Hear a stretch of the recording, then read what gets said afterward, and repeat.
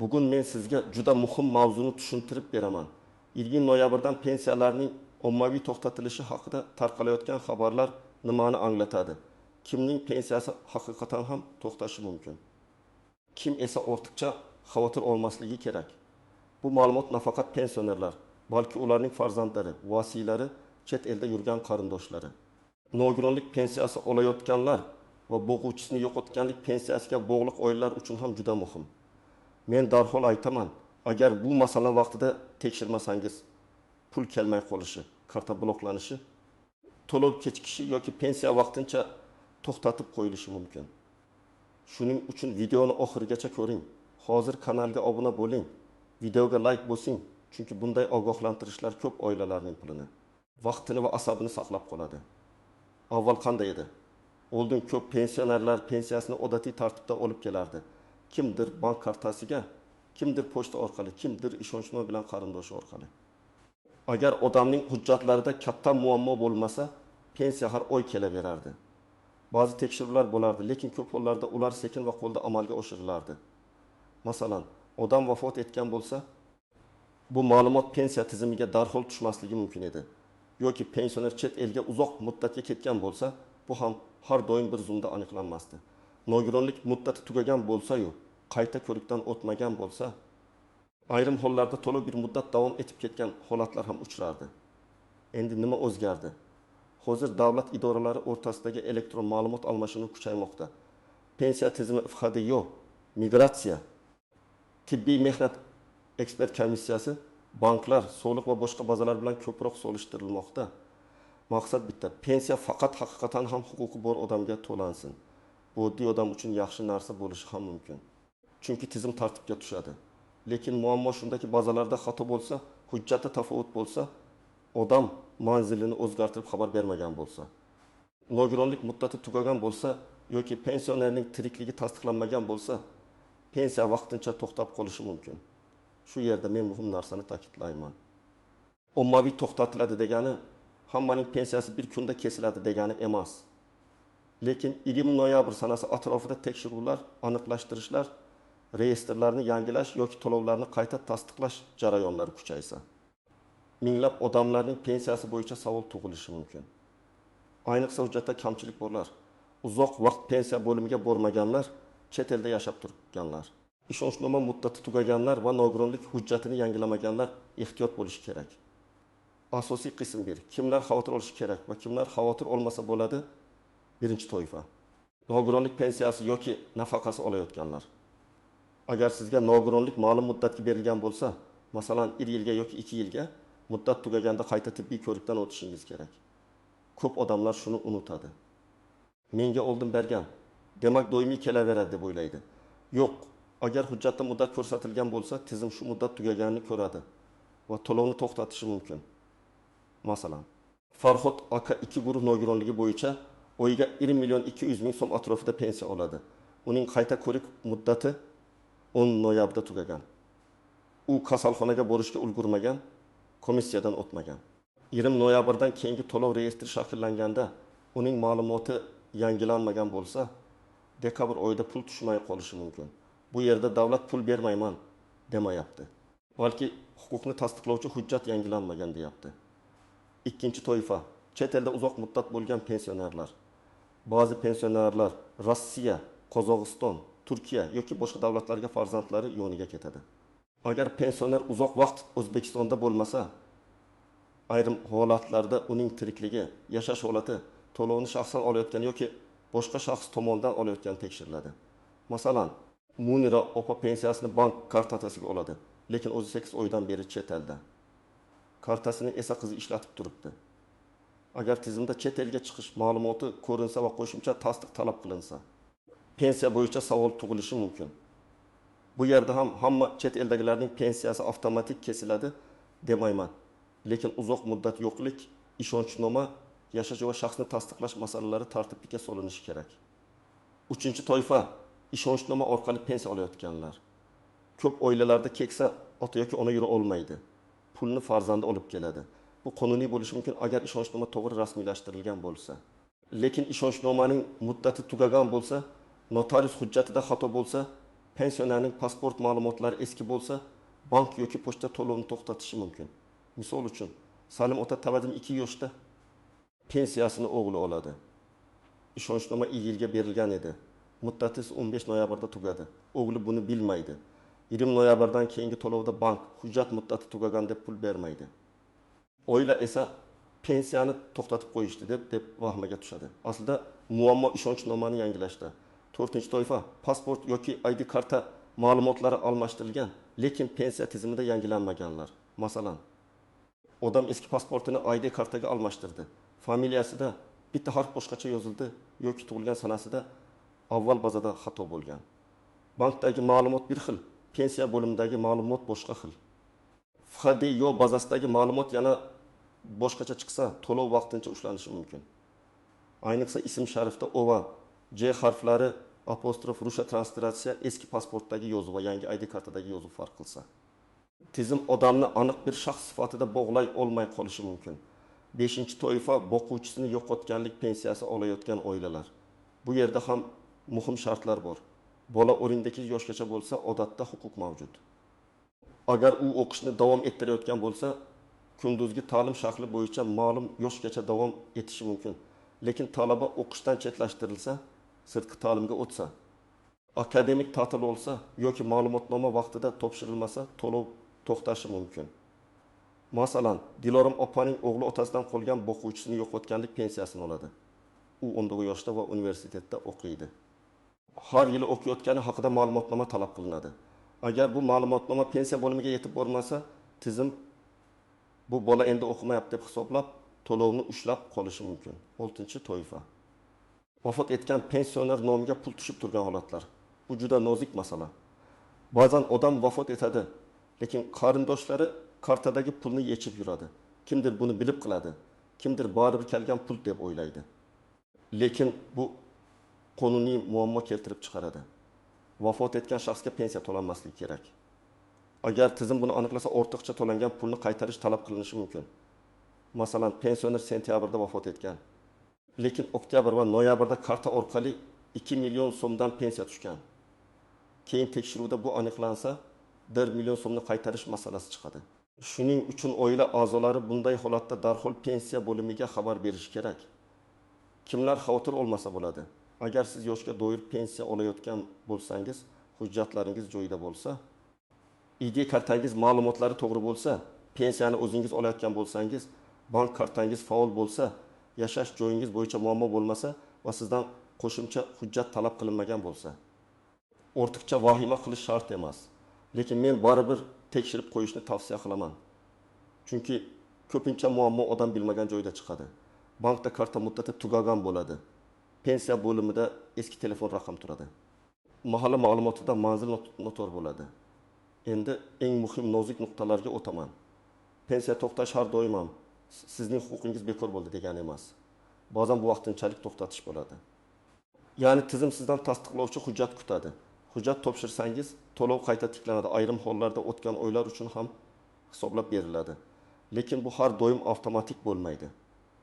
Siz ariza yozishingiz, sababni ko'rsatishingiz, hujjatni topshirishingiz kerak bo'ladi. Birinchi yashirin xavf karta muddati tugashi. Odamlar ko'pincha pensiya kelmadi deydi. Lekin aslida bank kartasi amal qilish muddati tugagan bo'ladi. Pensiya jamg'armasi pulni o'tkazgan bo'lishi mumkin. Bank esa kartaga tushira olmaydi yoki hisobda ushlab turadi. Shuning uchun kartangizning old tomonidagi muddatni tekshiring. Agar karta M1 24 yoki M2 24 kabi tugash arafasida bo'lsa, bankka borib yangilab qo'ying. Ayniqsa pensionerning o'zi bankka bora olmasa, qonuniy vakillik hujjatini tayyorlash kerak. Ikkinchi yashirin xavf. Telefon raqami, SMS xabarnoma yo'qligi. Hozir ko'p xabarlar telefon orqali keladi. Agar pensiya bo'limida eski raqamingiz turgan bo'lsa, sizga chaqiruv yoki ogohlantirish yetib kelmasligi mumkin. Masalan, pensionerning raqami 5 yil oldin o'g'lining nomida bo'lgan, keyin raqam ishlamay qolgan. Tizim xabar yuboradi. Lekin pensioner bilmaydi. Keyin nega menga aytishmadi degan savol tug'iladi. Shuning uchun aloqa ma'lumotlarini yangilash juda muhim. 3-yashirin xavf, doimiy yashash manzili va haqiqiy yashash joyi farqi. Ba'zi odamlar ro'yxatda bir tumanda, yashashda boshqa tumanda. Pensiya qaysi hudud orqali to'lanayotgani, pochta ma'lumotlari, mahalla yoki pochta ma'lumotlari bank filiali bilan bog'liq tafovutlar chiqishi mumkin. Agar siz ko'chgan bo'lsangiz, yangi manzil bo'yicha tartibda xabar bering. O'zim bilaman, pul kartaga tushaveradi deb yurish keyinchalik muammo keltirishi mumkin. 4-yashirin xavf, ortiqcha to'langan pensiya. Ba'zida tizim xato qilib yoki hujjat kech yangilangani sababli odamga ortiqcha pul to'lanadi. Keyin davlat bu pulni qaytarishni talab qilishi mumkin. Masalan, nogironlik muddati iyulda tugagan, lekin avgust va sentyabrda ham pul tushgan. Keyin qayta tekshiruvda nogironlik uzaytirilmagan bo'lsa, shu 2 oy uchun to'lov ortiqcha deb topilishi mumkin. Odam esa bu pulni ishlatib yuborgan bo'ladi. Keyin pensiyadan ushlab qolish yoki alohida qaytarish masalasi chiqadi. Shuning uchun sizga huquqingiz bo'lmagan pul tushayotganini sezsangiz, indamay olay demang, darhol aniqlashtiring. 5-jihat. Pensiya bilan nafaqa farqi. Ko'pchilik hammasini pensiya deb ataydi. Aslida yoshga doir pensiya, nogironlik pensiyasi, boquvchisini yo'qotganlik pensiyasi, ijtimoiy nafaqa, kam ta'minlangan oilalarga yordam, bola puli kabi turli to'lovlar bor. Ularning har birida shartlar boshqacha. Masalan, yoshga doir pensiyada staj va yosh muhim bo'lsa, bolalar nafaqasida oila daromadi va ijtimoiy himoya yagona reyestridagi ma'lumotlar muhim bo'lishi mumkin. Shuning uchun qo'shningizning to'lovi to'xtagani sizga ham ta'sir qiladi degani emas. 6-jihat. Pensioner tirikligini tasdiqlash masalasi. Ayrim hollarda, ayniqsa chet elda yashayotgan yoki uzoq vaqt to'lovini shaxsan olmagan shaxslardan tiriklikni tasdiqlovchi hujjat talab qilinishi mumkin. Bu narsa ko'p davlatlarda bor. Maqsad vafot etgan shaxs nomiga pul ketmasligini ta'minlash. Agar shunday talab kelsa, uni e'tiborsiz qoldirmang. Elchixona, konsullik, notarius yoki tegishli idoralar orqali hujjatni qonuniy tartibda rasmiylashtirish kerak bo'lishi mumkin. 7-jihat. Menga hech kim aytmadi degan bahona har doim yordam bermaydi. Qonuniy jarayonlarda fuqaroning o'zi ham ma'lumotlarni yangilab borishi, hujjat muddatini kuzatish kerak. Albatta, idoralar xabar berishi yaxshi. Lekin agar sizning hujjatingiz muddati tugagan bo'lsa, telefoningiz ishlamasa, manzilingiz o'zgargan bo'lsa, muammoni faqat idoraga yuklab bo'lmaydi. Shuning uchun men doim aytaman, pensiya olayotgan odam yoki uning farzandlari yiliga kamida bir marta barcha hujjatlarni tekshirib chiqsin. Endi men sizga aniq harakat rejasini beraman. Bu qadamlarni bajarsangiz, pensiya to'xtab qolish xavfini ancha kamaytirasiz. Birinchi qadam, pensiya turini aniqlang. Siz yoshga doir pensiya olasizmi? Nogironlik bo'yicha olasizmi? Boquvchisini yo'qotganlik bo'yichami yoki ijtimoiy nafaqami? Agar buni aniq bilmasangiz, oxirgi pensiya hujjatingizni, bank SMS xabarini yoki pensiya bo'limidan berilgan ma'lumotnomani tekshiring. Chunki har bir to'lovning sharti boshqacha. Ikkinchi qadam, shaxsiy hujjatlarni tekshiring. ID karta yoki pasport amal qiladimi? Familiya, ism, otasining ismi to'g'ri yozilganmi? Tug'ilgan sana, JSSHIR raqami, manzil ma'lumotlari mos keladimi?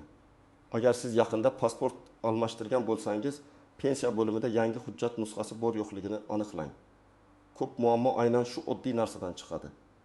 3-qadam, bank kartangizni tekshiring. Karta muddati tugamaganmi? Karta bloklanmaganmi? Hisob raqami faolmi? Agar pensiya kartangiz yo'qolgan bo'lsa yoki yangisini olgan bo'lsangiz, yangi hisob ma'lumotlari pensiya to'lov tizimiga kiritilganmi? Ba'zan odam bankdan yangi karta oladi, lekin pensiya to'lovi eski hisobga bog'langan bo'ladi. Shundan keyin pul kechikadi. 4-qadam. Agar nogironlik bo'yicha to'lov olsangiz, TM2 yoki tegishli tibbiy komissiya hujjatini tekshiring. Nogironlik muddati qachongacha? Qayta ko'rik sanasi qachon? Agar sana yaqinlashgan bo'lsa, oxirgi kunga qoldirmang. Shifokor xulosalari, ambulator karta, tahlillar, oldingi komissiya qarori, pasport, yo'llanma kabi hujjatlarni oldindan tayyorlang. Qayta ko'rik kechiksa, pensiya ham kechikishi mumkin. 5-qadam. Boquvchisini yo'qotganlik pensiyasida o'qish ma'lumotnomasini yangilang. Agar farzandingiz 18 yoshdan katta bo'lsa va kunduzgi ta'limda o'qiyotgani sababli to'lov olayotgan bo'lsa, universitet, kollej yoki texnikumdan rasmiy ma'lumotnoma oling. Unda talabaning F, o'qish shakli, kursi, ta'lim muddati, buyruq raqami va sana to'g'ri ko'rsatilgan bo'lsin. Ma'lumotnomani vaqtida pensiya bo'limiga topshiring yoki elektron shaklida yuborish imkoniyati bo'lsa, rasmiy kanal orqali yuboring. 6-qadam, ishonchnomani tekshiring. Agar pensiyani siz emas, farzandingiz yoki boshqa odam olib berayotgan bo'lsa, notarial ishonchnoma muddati tugamagan bo'lishi kerak. Unda aynan pensiya olish, bank operatsiyalarini bajarish, hujjat topshirish kabi vakolatlar yozilgan bo'lishi muhim. Oddiy ishlarni yuritish degan umumiy jumla ba'zi bank yoki idoralarda yetarli bo'lmasligi mumkin. Shuning uchun notariusga borayotganda aniq maqsadni ayting. Pensiya olish va pensiya bo'limida hujjatlarni rasmiylashtirish uchun ishonchnoma kerak. 7-qadam pensiya bo'limiga murojaat qiling. Siz yashaydigan tuman yoki shahar pensiya bo'limiga borib, to'lovingiz holatini tekshirtiring. Agar borolmasangiz, yaqin qarindoshingiz qonuniy hujjat bilan murojaat qilsin. Murojaatda shunday yozish mumkin: mening pensiya to'lovim holatini, hujjatlarim to'liqligini, bank hisob raqamim va shaxsiy ma'lumotlarim to'g'riligini tekshirib berishingizni so'rayman. Ariza yozganda nusxasini o'zingizda qoldiring. Qabul qilingan sanasi yoki ro'yxat raqamini olib qo'ying. 8-qadam. Agar pensiya kelmay qolsa, darhol sababini aniqlang. Birinchi bankdan tekshiring. Pul tushganmi? Karta faolmi? Hisob bloklanmaganmi? Keyin pensiya bo'limidan tekshiring. To'lov reyestriga kiritilganmi? To'xtatish sababi bormi? Agar hujjat yetishmaydi deyishsa, qaysi hujjat, qaysi sanagacha, qayerga topshirish kerakligini yozma ravishda aniqlang. Og'zaki gap bilan cheklanib qolmang. 9-qadam. Yozma javob talab qiling. Agar sizga pensiyangiz to'xtatilgan deyishsa, sababini yozma ko'rinishda so'rang. Chunki yozma javobsiz siz keyingi qadamni aniq bila olmaysiz. Sabablar turlicha bo'lishi mumkin. Nogironlik muddati tugagan, shaxsiy ma'lumot mos kelmagan, vafot haqidagi xato ma'lumot tushgan, bank hisobida muammo bo'lgan, o'qish ma'lumotnomasi yo'q, ishonchnoma muddati tugagan. Har bir sababning yechimi boshqa. 10-qadam. Xato bo'lsa, uni tuzatishni talab qiling. Masalan, tizim sizni vafot etgan deb ko'rsatib qo'ygan bo'lsa, bu og'ir lekin uchrashi mumkin bo'lgan texnik xato. Bunday holatda FADIO, pasport idorasi va pensiya bo'limi o'rtasida ma'lumot tuzatilishi kerak. Siz tirikligingizni tasdiqlovchi hujjat, ID karta, yashash joyi ma'lumoti bilan murojaat qilasiz. Agar bankda ism noto'g'ri yozilgan bo'lsa, bank ma'lumotini tuzatadi. Agar pensiya bo'limida eski pasport turgan bo'lsa, yangi hujjat nusxasini kiritishadi. Men yana bir muhim maslahat beraman. Hujjatlarni suratga olib telefonda saqlang. Lekin asl nusxalarni ham tartib bilan papkaga solib qo'ying. ID karta nusxasi, pensiya guvohnomasi yoki qarori, bank karta rekvizitlari, ishonchnoma, nogironlik xulosasi, o'qish ma'lumotnomasi, arizalar nusxasi. Pensiya bo'limidan olingan javoblar bitta joyda tursin. Keksa ota-onangiz bo'lsa, farzandlaridan biri bu hujjatlar uchun mas'ul bo'lsin. Chunki muammo chiqqanda hamma hujjat qayerda deb bir-biridan so'rab yuradi. Vaqt esa o'tib ketadi. Agar siz chet elda bo'lsangiz, alohida ehtiyot bo'ling. O'zbekistondagi pensiya bo'limi bilan aloqani uzmang. Telefon raqamingiz ishlasin, yaqin qarindoshingizda qonuniy ishonchnoma bo'lsin. Kerak bo'lsa, konsullik orqali tasdiqlovchi hujjatlarni tayyorlang. Kartangizni boshqa odam ishlatishi masalasida ham ehtiyot bo'ling. Bu oilaviy ishonch masalasi bo'lib ko'rinsa-da, huquqiy tomondan muammo tug'dirishi mumkin. Eng to'g'ri yo'l barcha vakolatlarni qonuniy rasmiylashtirishdir. Agar pensiya to'xtatilgan bo'lsa, vahima qilmang, lekin befarq ham bo'lmang. 1 kun, 2 kun kutib o'tirmang.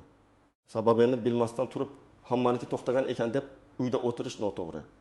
Boshqalarning holati siznikidan farq qiladi. Sizning masalangizda bitta hujjat yetishmayotgan bo'lishi mumkin. Uni topshirsangiz to'lov tiklanadi. Aksincha, vaqtni cho'zsangiz, keyingi oy to'lovi ham kechikishi mumkin. Demak, 20 noyabrdan pensiyalar hammaniki birdek bekor bo'ladi degan gapga ishonib vahima qilish kerak emas. Lekin tekshiruvlar kuchayishi, ma'lumotlar solishtirilishi, hujjati to'liq bo'lmagan, muddat o'tgan, manzili yoki bank rekviziti noto'g'ri, nogironlik yoki o'qish hujjati yangilanmagan odamlarning to'lovi vaqtincha to'xtashi mumkin. Eng katta xato hech narsani tekshirmasdan kutib o'tirish. Men sizga tavsiya qilaman, bugun ota-onangizning, o'zingizning yoki qarindoshingizning pensiya hujjatlarini tekshiring. ID karta, bank karta, ishonchnoma, nogironlik muddati, o'qish ma'lumotnomasi, telefon raqam va manzil ma'lumotlarini aniqlashtiring. Agar o'zgina shubha bo'lsa, pensiya bo'limiga murojaat qiling va yozma javob oling. Izohlarda yozing. Sizning hududingizda pensiya to'lovlari bo'yicha muammo bo'lyaptimi? 20 noyabrdan keyin kimlargadir ogohlantirish kelganmi? bank kartaga pul tushmay qolgan holatlar bormi? Tajribangiz boshqalarga ham foyda beradi. Videoga like bosing, kanalga obuna bo'ling va bu videoni ota-onangizga, qarindoshlaringizga, mahalla guruhlariga yuboring. Chunki bitta vaqtida berilgan ogohlantirish bir oilaning pensiyasini saqlab qolishi mumkin.